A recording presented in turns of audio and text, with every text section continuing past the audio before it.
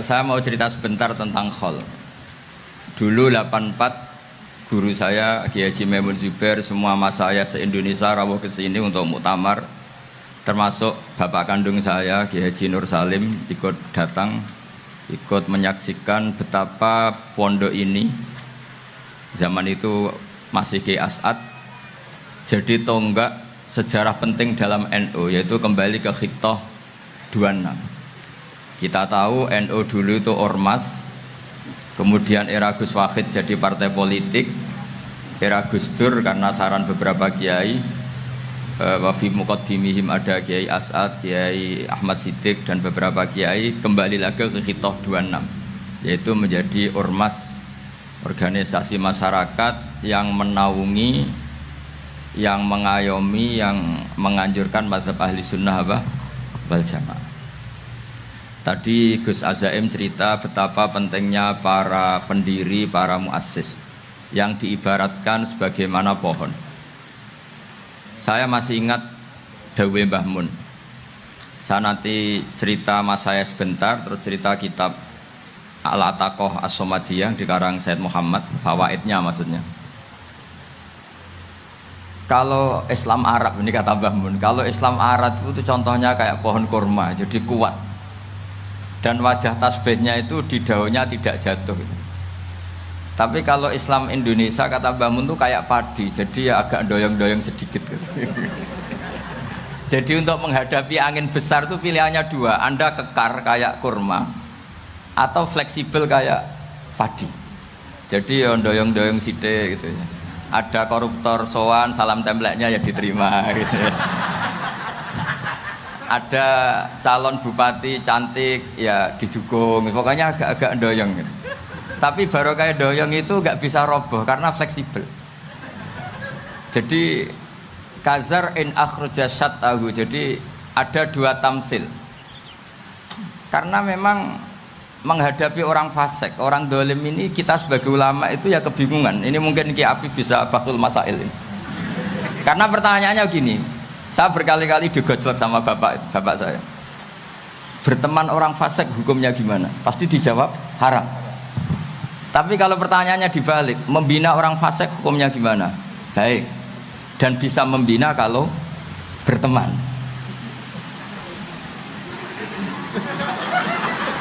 Makanya Gus Azaim pernah bikin seni deh, muktamar seni. Anggap saja madhabnya seperti itu gitu.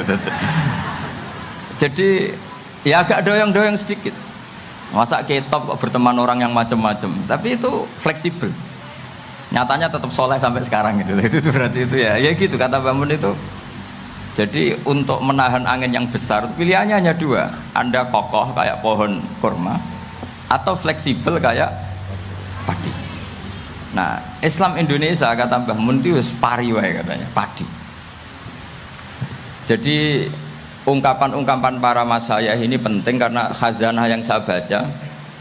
Saya berkali-kali cerita ini dalam kitab Khilyatul Auliya. Itu Abu Nu'aim Al-Asfihani cerita tentang riwayat Sufyan bin Uyainah. Ini gurunya Imam Syafi'i. Itu setiap kali Nabi Isa dan Yahya, ini dua nabi yang sekurun, sama-sama masih muda. Nabi Yahya itu senengannya dolan ke orang-orang soleh, menyambangi orang-orang soleh. Tentu itu bagus. Tapi kalau Nabi Isa ini suka menyambangi orang-orang yang fasik, orang-orang yang nggak jelas. Ketika dua beliau ini ketemu, tentu yang perlu jawaban Nabi Isa karena kontroversi berteman sama orang-orang yang nggak jelas.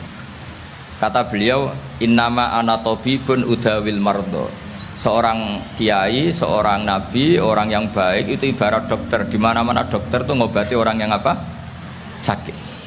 Kalau Anda dokter dan peneliti satu penyakit, pasti cari daerah yang banyak pandeminya. Masa neliti pandemi di orang-orang yang apa? Sehat.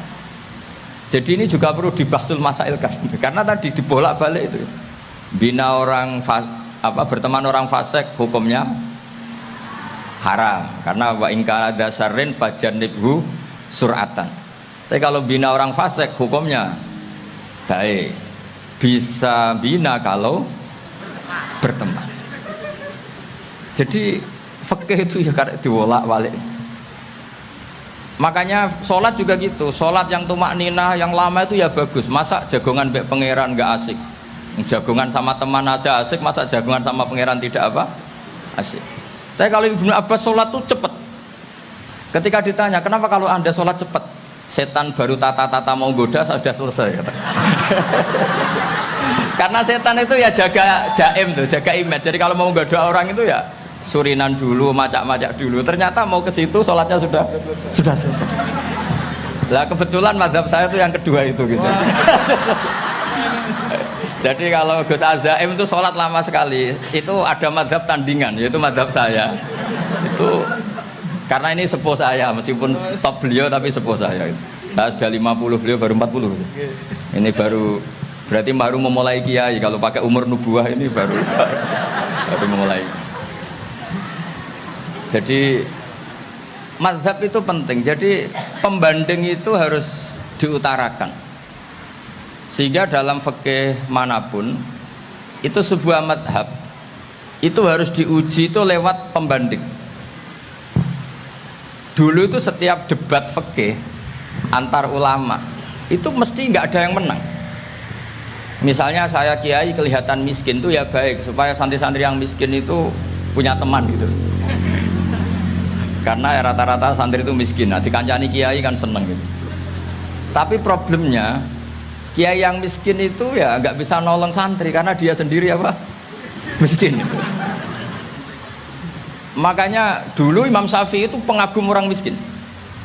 Setelah ngaji Imam Malik tanya, ya Imam Malik orang yang sealim jenengan itu siapa? Jawabnya Imam Malik lucu. Dulu Abu Hanifah, sekarang orangnya sudah meninggal ya. Ilmunya dititipkan atau diwaris oleh Muhammad bin Hasan Asy-Syaibani. Akhirnya Imam Syafi'i dibiayai Imam Malik ke Irak. Imam Syafi'i miskin, bisanya ke sana dibiayai Imam Malik. Itu seperti Abu Ya Said Muhammad masyhur, ini murid beliau. Kalau ada santri boyong kan mesti apa? Disangoni. Ketika datang ke Irak, Muhammad bin Hasan Asy-Syaibani itu nata uang, nata emas itu di ruang tamu. Jadi ngitung uang itu di ruang tamu miliatan. Ini kaget, ini kiai kok kedonyan kata Imam Syafi'i gitu. Tapi apa kata Muhammad bin Hasan Asy-Syaibani? Anda kagum ini, Anda kaget ini. Kalau kamu menyoal orang soleh kaya, ini tak kasihkan orang-orang fasik biar dipakai judi, dipakai selingkuh, dipakai maksiat. Jangan-jangan harta ini harus tetap di orang soleh. Kalau ke orang fasik bahaya. Berarti kiai boleh kaya, boleh. Semenjak itu ada gerakan kiai kudu sugih. Ya ada yang kesampaian, ada yang enggak gitu aja. Tapi karena kalau pakai logika fikih, harta itu fitnah. Oke, seakan-akan harta itu masalah. Tapi kalau ini dikuasai orang dolim, maka masalah besar. Jika orang-orang soleh ini harus juga menguasai harta. Nah, terus lama-lama dikiaskan kekuasaan. Kalau yang kuasain orang fasik, orang tidak sholat ribet. Akhirnya kiai terus dukung, ya akhirnya ikut politik tadi. Nak menawa bupatinya kena diatur gitu. Diatur kon sholat, orang ngasih proposal, maksudnya diatur keng sholat maksud. Ini cerita-cerita apa logika fikih. Makanya saya sering ngaji kitab-kitab itu, diantara yang saya suka adalah ada dialog besar yang terjadi di antara orang-orang pilihan, termasuk bahkan di antara para nabi dan Tuhan. Jadi unik, Allah sendiri kadang mengajari kecerdasan para nabi itu ya lewat dialog. Masyhur itu, Nabi Ibrahim itu punya ruang khusus untuk sholat dan tidak boleh siapapun masuk situ. Tahu-tahu ada yang sudah di situ. Beliau membuka, kaget. Siapa memberi izin ke kamu yang punya rumah ini? Saya yang punya rumah dan saya tidak memberi izin kamu. Yang memberi izin saya itu yang punya saya, kamu dan rumah ini. Yaitu Allah Ta'ala katanya. Wah berarti kamu malaikat dong? Ya saya malaikat Israel. Disuruh nyabut nyawa kamu.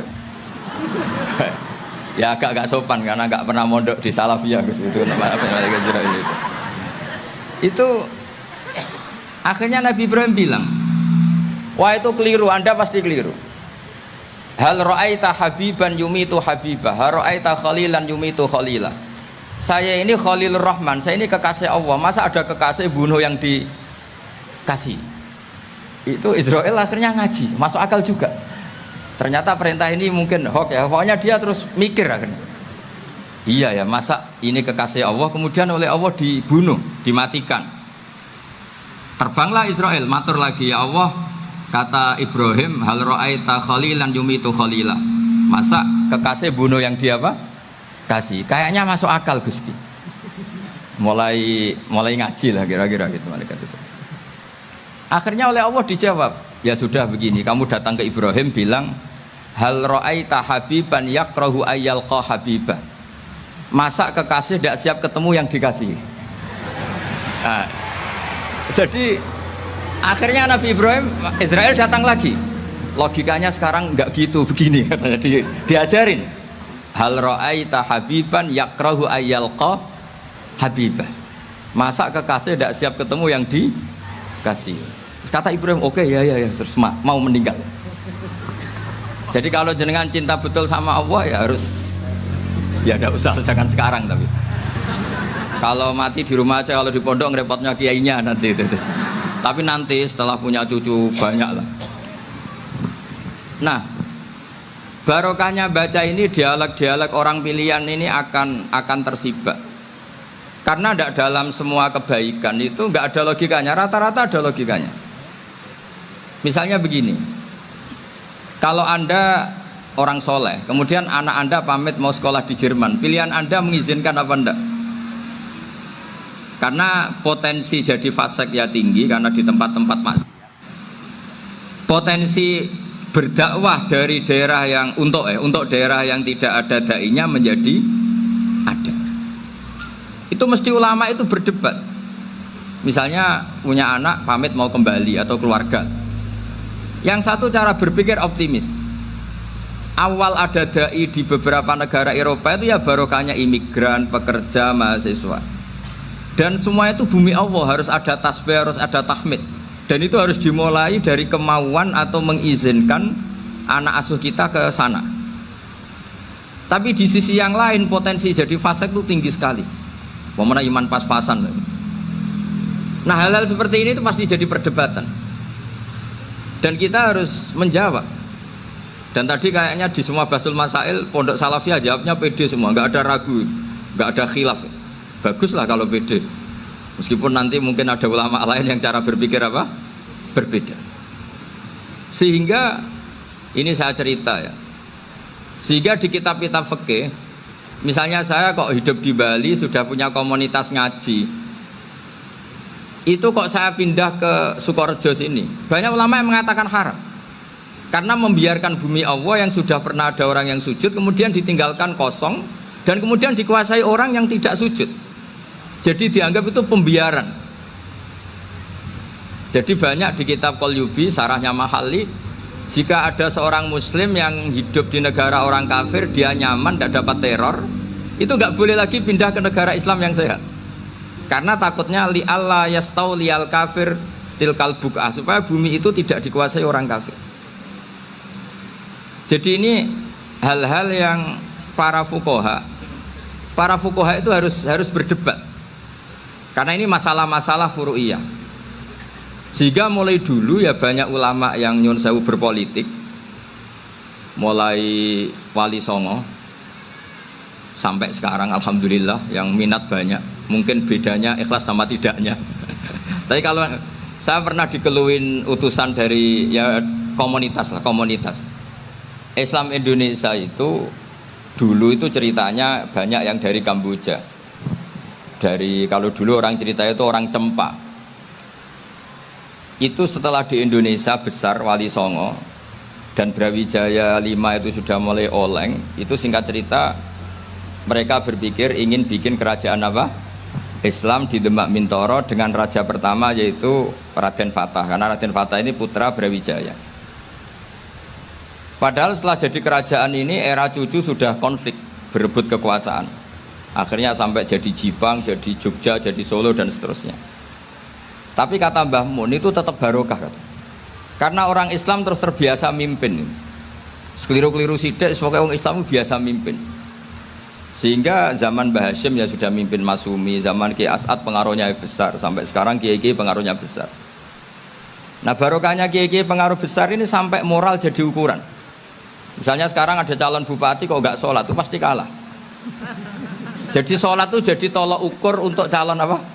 Bupati. Meskipun mungkin punya efek pura-pura sholat, tapi nggak apa-apa lah. Sementing moral ini jadi ukuran. Sementara yang di Thailand, di Patani, itu karena dulu pelajarannya tasawuf, itu orang nggak ambisi mimpin dunia. Tahu-tahu dipimpin. Dan akhirnya nyuwun sewu ya saake Islam-Islam yang dulu terlalu tasawuf karena nggak punya pengalaman memimpin, akhirnya lazimnya konsekuensinya hanya dipimpin. Tapi Islam Indonesia beda, karena kulino mimpin itu akhirnya dari orang Islam biasa menjadi Islam yang sholat sampai Islam yang bisa ngaji itu bisa mimpin negara. Tentu yang paling populer dimulai Gus Dur. Jadi ini sesuatu yang barokahnya istihad para kiai, sementing Islam kulino mimpin. Sehingga di Indonesia itu barokahnya itu, kebaikan itu jadi tolok ukur. Ada orang kok terkenal koruptor atau terkenal nyuwun sewu selingkuh atau terkenal apa, itu pasti tidak jadi.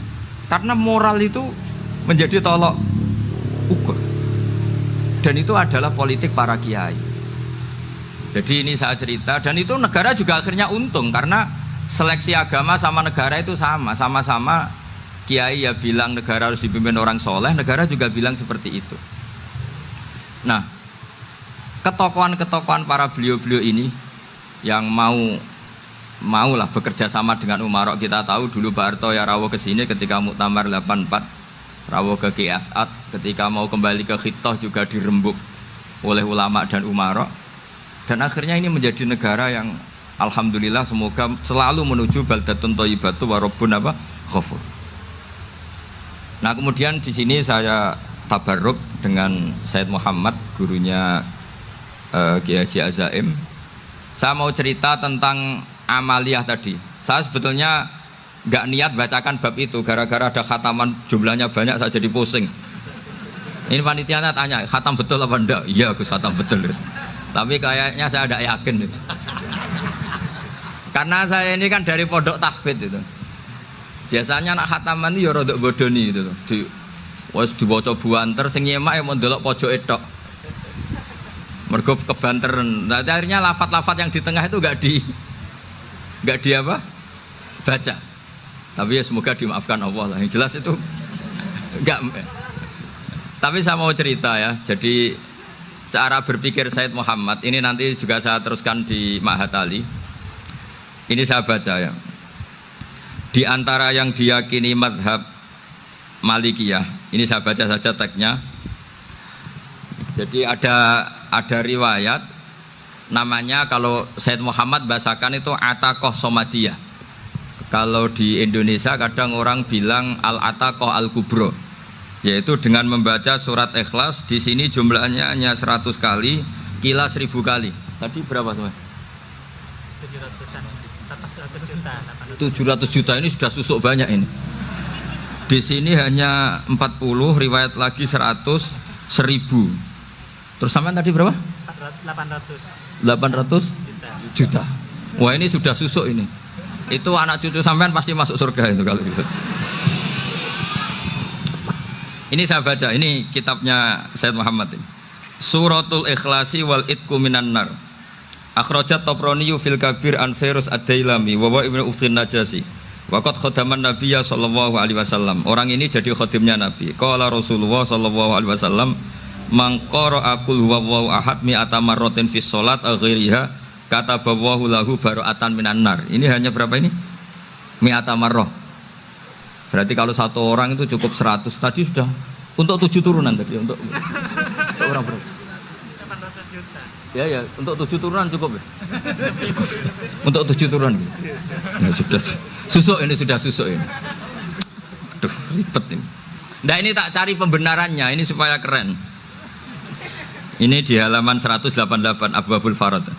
Warwa Ibrahim bin Muhammad Al-Khiyari fi fawaitihi an Khudzaifah marfu'an. Man qara'a qul huwallahu ahad alfa marratin faqad ishtara nafsahu minallah. Berarti 100, ada riwayat lagi 1000. Nanti tak carikan lagi yang berapa? 1 miliar mungkin. Jangan banyak-banyak. Nah ini saya baca ya. Wa hadzal adatu huwa al-ma'rufu bi ataqatis somadiyah. Wa qad nassa jama'atun mutaakhiril malikiyah ala istihbabi ataqatis somadiyah. Wa haddu ala qiraatiha wa istimaliha. Minhum Asy-Syaikh Abdus Salam Al-Asmar sak teruse niku. Jadi kullu haula'i istahabbu ataqatas somadiyah ma'atirafi ba'dihim kal misnawi bi syiddati fi hadisiha. I'timadan ala anna hadza minal fadha'il allati yutasahalu fiha. Faman sa'a yasta'milaha roja'a khusula ma fiha fala ba'sa bidzalik ala syarti alla ya'taqida thubuta dzalika anin nabi sallallahu alaihi wasallam hatta la yaqa fil kitsbi alaihi. Jadi intinya itu silahkan Anda bikin jumlah sesuai versi Anda. Yang penting Anda jangan kampanye kalau itu perintah Kanjeng Nabi Muhammad sallallahu alaihi wasallam. Karena kalau kamu atasnamakan Nabi kemudian jumlahnya sampai 800 berapa? 800 juta, berarti Nabi mengajarkan masyakoh pada umatnya. Jadi cukup yang riwayat itu di sini hanya 100 sama 1000. Jadi kalau jumlah tadi untuk 7 apa? Turunan. Jadi kamu harus ditutup dengan doa, ya Allah, semua itu bukan untuk saya tapi untuk 7 turunan. Tolong catat ya Allah. Karena jadi artinya gini loh ya, orang Indonesia yang sering mempraktekkan ataqah somadiyah itu bukan tanpa dalil. Ternyata dalam mazhab Maliki, saya masih ingat ketika mbah saya kandung, bapaknya bapak, asmane Mbah Nur Syam, itu wasiatnya minta dibacakan 4.000. Yang baca pas itu ya bapak sama anak-anaknya. Dan kemudian alhamdulillah zaman akhir itu mulai agak ngawur. Kalau ada acara itu wong liya kon maca anake mlebu metu gak melok maca. Itu keliru, saya jamin itu keliru. Saya sering kalau mimpin di rumah, kalau yasinan di tonggo-tonggo kok anaknya gak moco, saya keluar. Bapakmu wong liya kon moco, kata saya gitu. Jadi itu menurut saya itu yang jelas. Saya sampai ngisi begini. Yang ada riwayatnya itu idza mata ibnu adam min qata amaluhu ila min salasin shadaqatin jariyah au ilmin yuntafa'u bi awaladin sholihin yatullah. Itu tidak ada di hadis au kiyayin sholihin yatullah, kata saya. Yang ada itu awaladin apa? Sholihin. Jadi anaknya harus ikut, kalau ndak ada usah, kata saya. Akhirnya anaknya udah wedi, nggih Gus nggih. Wah, akhirnya tak kei jagung paling akeh, kula mendet sithik. Wong aku ora anake kok. Kadang-kadang enggak, orang lain baca buahnya anaknya mau mlebu metu mau enggak manggakno tamu mbek rokokan. Itu harus ditobatkan itu. Keliru itu. Karena nasnya bukan au kiyayin sholihin tapi awaladin sholihin. Ini bukan provokator, ini memang iya seperti itu. Nah terus tentang tadi la ilaha illallah yang didawuhkan Gus Azaim, la ilaha illallah itu penting sekali. Cuma saya mohon itu dielmoni lah. Jadi dulu kalimat ini menjadi spesial karena dielmoni, karena dimulai dari fa'lam annahu la ilaha illallah. Terusannya ayat tuh wastaghfir li dzambika walil mu'minina wal mu'minat. Saya ulang lagi ya. Terusannya ayat tuh wastaghfir li dzambika walil mu'minina wal mu'minat. Makanya menurut mazhab Sadili, kamu disuruh baca la ilaha illallah dulu, jangan istighfar dulu. Saya ulang lagi ya. Dalam mazhab Sadiliyah itu la ilaha illallah dulu, nggak boleh istighfar dulu. Alasannya masuk akal. Orang yang kafir 70 tahun itu sekali baca la ilaha illallah itu langsung yughfar lahum ma qad salaf. Sehingga la ilaha illallah sendiri sudah punya kekuatan supaya dosa kita diampuni. Qul lil ladzina kafaru iyantahu yughfar lahum ma qad salaf. Cara menghentikan kekafiran gimana? Dia melafadzkan la ilaha illallah. Ini kalimat yang begitu saktinya sampai orang yang kafir puluhan tahun itu dosanya semuanya terhapus hanya karena melafadzkan la ilaha illallah. Nah, makanya kata Abdul Hasan As-Sadili wastaghfir li dzambika ay bihadil kalimah. Seseorang sah di istighfar itu kalau melafadzkan la ilaha illallah. Misalnya ada orang kafir mati kafir, sah enggak anak cucunya mengistighfari dia? Tidak sah karena belum melafadzkan la ilaha illallah. Makanya kata Abdul Hasan As-Sadili wastaghfir li dzambika ay bihadil kalimah. Sehingga lafadz ini spesial betul. Tapi kadang-kadang beberapa mursyid cara berpikir lain. Ini kalimah thayyibah harus dibaca orang suci, sehingga mendahulukan apa? istighfar untuk supaya pas ngelafatkan kalimat thayyibah sudah dalam keadaan apa? Suci. Itu juga masuk akal. Tapi secara meyakinkan saya sendiri lebih mengikuti manhajnya Abil Hasan Asyadzili karena alasannya tadi yang kafir puluhan tahun saja langsung luntur dosanya karena melafatkan la ilaha illallah. Artinya la ilaha illallah sendiri sudah bagian dari istighfar. Nah, ya tadi buktinya fa'lam annahu la ilaha illallah terus wastaghfir lidzambika walil mu'minin. Jadi orang sah diistighfari itu setelah dipastikan sah tauhidnya. Jadi setelah tauhidnya sah yaitu la ilaha illallah baru sah apa? Diistighfari. Sehingga orang kafir, saya ulang lagi, orang kafir yang mati kafir anak cucunya tidak boleh apa? Tidak boleh menistighfari. Terus saran saya kedua, la ilaha illallah itu filosofinya itu nafyun li uluhiyati ghairillah wa isbatun li uluhiyatillah wahdah. Filosofi la ilaha illallah itu gimana? Menafikan semua selain Allah itu tidak Tuhan dan hanya menuhankan Allah semata. Lah itu caranya gimana? Caranya kita harus terbiasa ini karena tadi saya dibilangin panitia ini rata-rata mustameknya atau mustamiatnya ini santri. Caranya gimana? Dilatih pakai logika. Saya berkali-kali cerita kalau ngaji, saya sekaligus kampanye. Allah itu Tuhan yang begitu fair. Untuk menjadi Tuhan Allah mempersilahkan, ada kualifikasi Tuhan. Jadi boleh dikompetisikan itu boleh kata Allah. Gak apa-apa kamu ngaku Tuhan gitu kata Allah. Tapi nak ngaku pangeran itu paling gak ya direputasi lah. Ada verifikasinya lah. Dimulai dari apa? Ya kalau jadi Tuhan itu setidaknya bikin langit bumi lah. Aturannya gitu. Jadi kalau daftar bupati ya daftarlah ke KPU. Masa tahu-tahu jadi apa? Tuhan kemudian tidak punya prestasi bikin langit bumi. Sehingga Allah itu cara ngendikan itu ya fair. Qul ara'aytum ma tad'una min dunillah aruni madza khalaqu minal ardi am lahum syirkum fis samawat. Coba yang kamu tuhankan selain saya, prestasinya apa kan? Ketika saya bikin bumi itu apa ikut bikin gitu. Terus am lahum syirkum fis samawat. Kalau bikin langit kalau nggak bisa ya urun lah gitu. Urun semen apa urun bego pokoknya urun lah gitu. Urun ora, gawe bumi ora, ngerti-ngerti ngaku dadi pangeran itu. Kul hatu burhanakum. Jadi ya kan ya lucu kan, misalnya syarat kiai di Salafiyah kan keluarga Kiai As'ad, cucunya ngaji ngalim. Orang keluarga Kiai As'ad tuh aku kiai utama di Salafiyah. Oh mesti di penjara ya kan. Lah yo gak gawe langit bumi, gak ada prestasi terus ngaku sebagai apa? Tuhan. Sehingga fair. Makanya saya berkali-kali cerita. Jubair bin Mut'im itu punya anak namanya Muhammad. Ini sudah orang alim, Muhammad bin Jubair bin Mut'im. Itu cerita awala islami abihi. Mut'im itu orang pinter sekali. Saking pinternya dia jadi delegasinya orang Quraisy datang ke Rasulullah sebagai negosiator untuk membebaskan Asra Badrin, tawanan perang apa? Badar. Yang namanya disuruh itu pasti orang pinter. Tapi apa yang terjadi ketika nginep di masjid? Karena zaman itu gak ada hotel, nanti jadi geger. Orang musyrik nginep di masjid hukumnya gimana? Bahsul masail tok. Zaman itu mau tidak mau. Kalau sekarang kan ada hotel, kiai juga punya wisma. Apa yang terjadi? Orang ini cerdas sekali. Dan delalah Nabi pas sholat maghrib itu baca wattur wa kitabim mastur sampai am khalaqus samawati wal ard.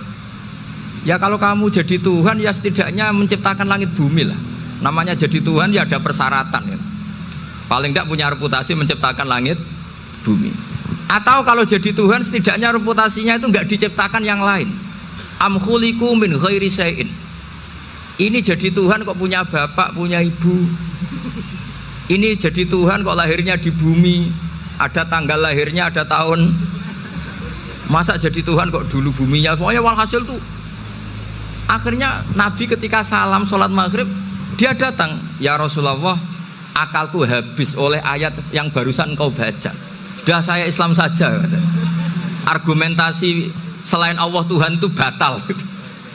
Itu lah saya mohon santri-santri Salafiyah itu baca Quran sampai seperti itu. Jadi jangan hanya khataman banyak-banyakan maksudnya. Ini bukan nyindir ini, ngamuk ini. Jadi Ya khatamannya tadi lah 1000 atau berapa lah, jangan banyak-banyak. Juga kasihan malaikat yang nyatet kan. Wong baru subhanallah alhamdulillah aja di tag hadisnya abad al malaikah kan ditete. Itu baru subhanallah alhamdulillah itu sudah mencapaikan malaikat. Makanya saya wiridan tuh arang-arang kasihan malaikat karena nanti jadi itu ya ada madhabnya itu. Jadi kalau Gus Azaim sholat lama tak saingi sholat cepet tuh sama-sama ada madhabnya. Yang cepet kayak saya tadi, setan pas tata-tata mau goda pas rukuk saya sudah itidal, mau goda itidal saya sudah sujud, pusing dia. Tapi jangan tiru, ini madhab yang agak-agak khusus lah, sudah cara orang Madura agak khilaf ya, khilaf ini agak khilaf ini sudah. Tapi saya ingin lah, sampean kalau ngaji Quran itu dilatih berlogika.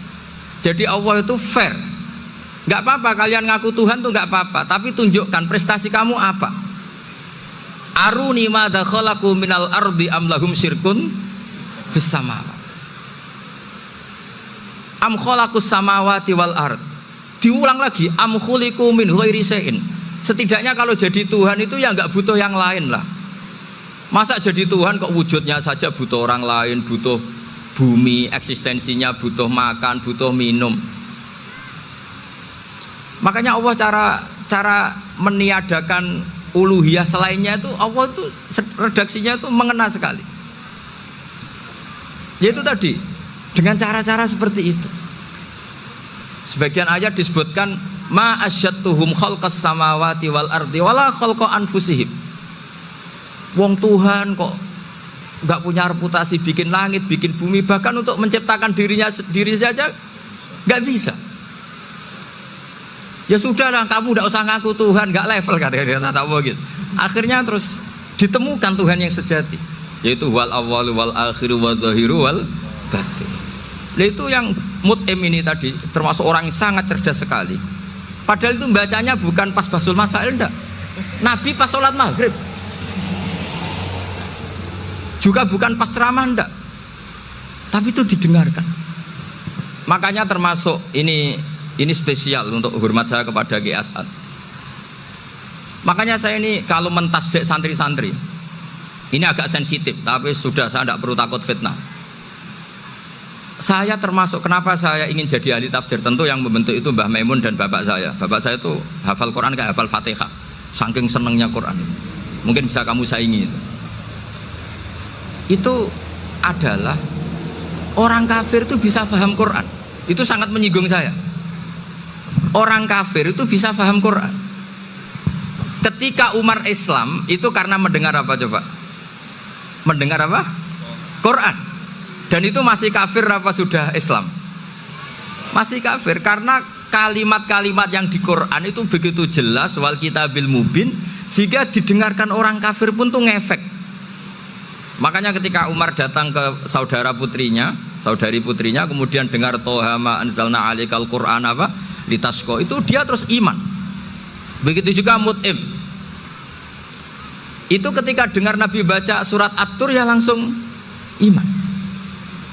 Makanya kata Ibnu Jarir At-Tabari, kamu jangan pernah bilang gini, syaratnya paham Quran itu harus alim, harus gini.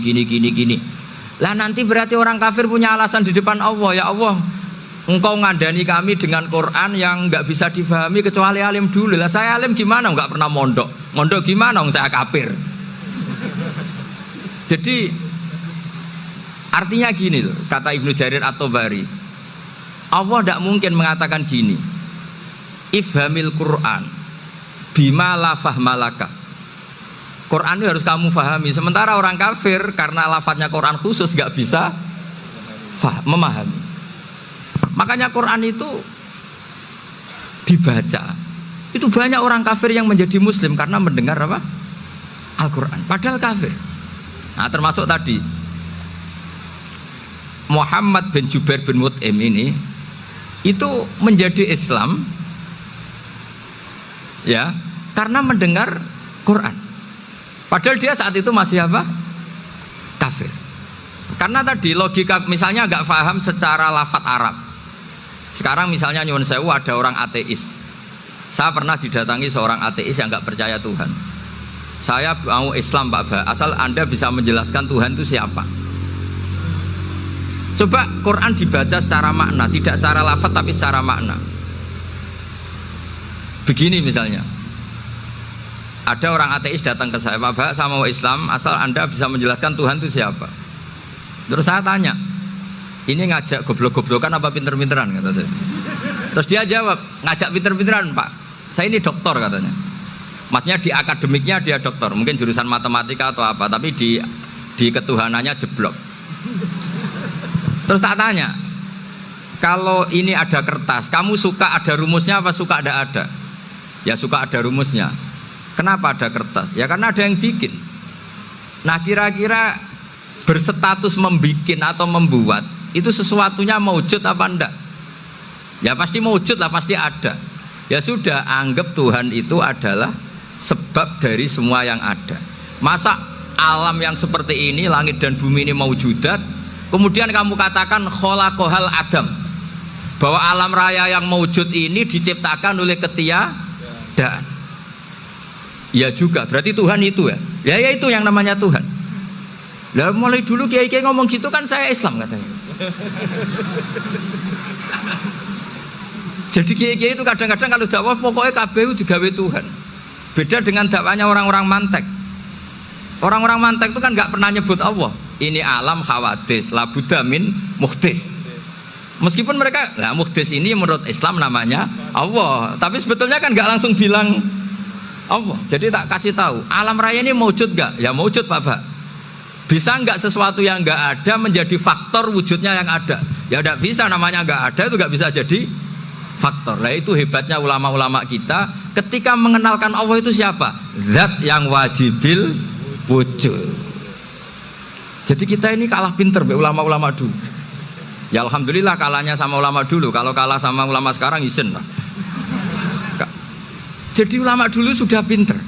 Pasti pertanyaan dasar manusia, hadil maujudat itu man khalaqaha, siapa yang menciptakan? Kalau kamu langsung jawab Allah atau Tuhan, mereka pasti tidak nerima. Ya jawab saja hadil maujudat mesti khalaqaha maujudun. Nah berhubung maujud ini berstatus pencipta harus super. Lah super ini oleh ulama disebut wajibul wujud atau musabbibul asbab, yang oleh Islam dinamai Allah. Tapi kita langsung ngomong Allah ya mesti aja bingungkan kan bagi yang bingung maksudnya. Ya saya mohonlah kalimat-kalimat la ilaha illallah itu diamatilah, diresapi sampai seperti penjelasan saya ini sehingga punya kualitas ilmu. Karena syaratnya memang fa'lam, harus punya kualitas apa? Ilmu. Ilmu itu apa? Ma'rifatus syai' ala ma huwa alaih. Mengenal sesuatu sesuai detail-detail sifatnya sesuatu itu.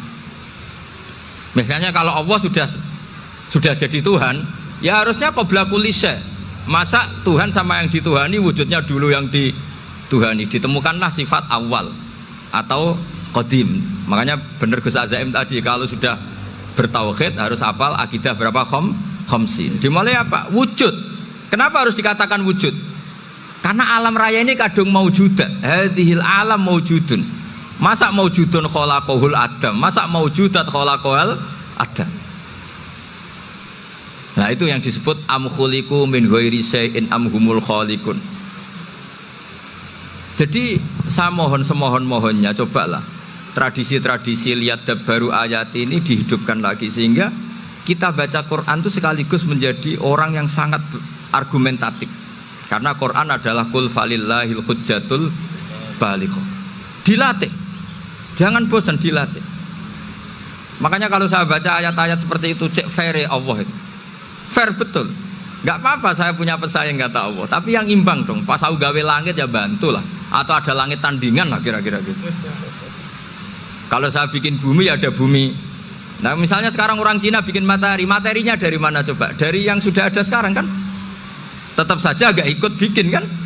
Tapi kalau Allah bikin langit bumi minal adam minal wujud. Kalau mereka paling rekayasa hidup wujud di otak-atik. Nah harus sampai seperti itu. Sampai kata Gus Azim kul hatu apa? Burhanakum dan. Jadi ini cara-cara kita untuk menguatkan iman. Aruni madza khalaqu minal ardi am lahum syirkun fis samawati. Terus kata Allah, "Ituni bi kitabim min qabli hadza au atharatin min ilmin." Kalau kamu enggak setuju teori ini, kata Allah, cari kitab suci versi Anda. Aturan jadi Tuhan itu apa coba? Ya tetap saja semua kitab suci akan mengatakan di mana-mana Tuhan itu pencipta langit dan bumi. Jangan yang lahir di bumi jadi Tuhan. Jangan Lata Uzza jadi Tuhan. Jangan karena sakti jadi Tuhan. Nah ini di sini pentingnya ilmu balaghah, ilmu mantek yang alhamdulillah di pondok-pondok kita masih diajari. Makanya kata mantek sebetulnya ilmu akal hanya menemukan hadil maujudat khalaqaha maujudun. Nah yang maujud ini siapa? Ya wajibul wujud. Nah kemudian Islam menamai ini Allah Subhanahu wa ta'ala. Makanya ulama dulu itu kalau ngetikan Allah itu siapa? Zat sing wajibul wujud. Itu filosofinya luar biasa.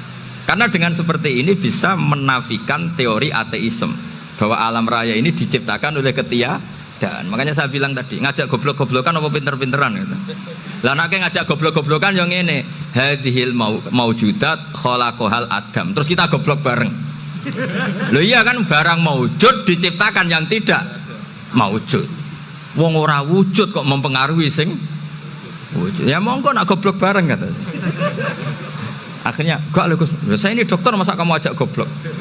Ya sudah pinter saja kata saya. Alhamdulillah karena debat kecil ini dia menjadi nyaman lagi dengan apa? Islam. Memang saya tentu gak bisa disalahkan doktoralnya karena di ilmu yang selain apa? Teologi gitu. Tapi kan polanya dia pasti pinter. Makanya ini sekaligus mengingatkan anak-anak lah. Kecakapan menjelaskan itu harus dilatih. Karena di antara kelebihannya Quran itu wal kitabil apa? Mubin. Yaitu kitab yang punya kemampuan menjelaskan. Ini yang terakhir saya beri contoh. Terakhir ini penjelasan Quran. Dulu orang kafir itu cara berpikir itu begini. Muhammad, urusan kita ini banyak, problem kita banyak. Masa iya urusan yang banyak ini cukup dengan satu Tuhan? Kalau problem banyak ya Tuhannya harus banyak. Ada Tuhan pohon, Tuhan hujan. Ya kayak Cina itu ada Dewi Kuan Im keberuntungan, ada yang sial, yang pokoknya diurus yang banyak lah. Maka mereka bilang aja'alal alihata ilaha wahida inna hadza la syai'un ujab. Ini aneh urusan banyak kok Tuhannya satu, ini aneh lah. Tapi Nabi secara sabar dan yang diomongnya orang kafir. Tidak anak Mahatali, orang kafir. Jadi nanti kalau anak Mahatali gak paham Quran kebangetan, orang kafir saja paham. Akhirnya Nabi secara santai, secara rileks memberi penjelasan gini. Kalau Anda menjadi buruh, kalau orang Arab dulu bilang abdan, kamu suka nggak punya majikan banyak, perintahnya beda-beda, semuanya memaksa kamu untuk nurut. Sama punya majikan satu yang baik. Ya nggak suka lah Muhammad kalau majikan saya banyak, semuanya berhak merintah saya, tidak enak. Majikannya satu saja. Terus kata Nabi, Tuhanmu itu majikan kamu. Kalau Tuhannya banyak, kamu bingung. Nanti perintahnya banyak. Akhirnya mereka paham. Dan itu segampang itu Allah memberi penjelasan. Daraba wa masalah rojulan fihi syuraka umutasyakisuna wa rojulan salamal lirojul hal yastawiyani masalah alhamdulillah. Langsung diberi analogi. Kalau kamu jadi buruh, punya majikan banyak yang perintahnya beda-beda. Kemudian jadi buruh yang majikannya satu, kamu milih mana? Ya milih satu Muhammad. Ya sudah. Kalau Tuhannya banyak, perintahnya banyak, kamu juga bingung.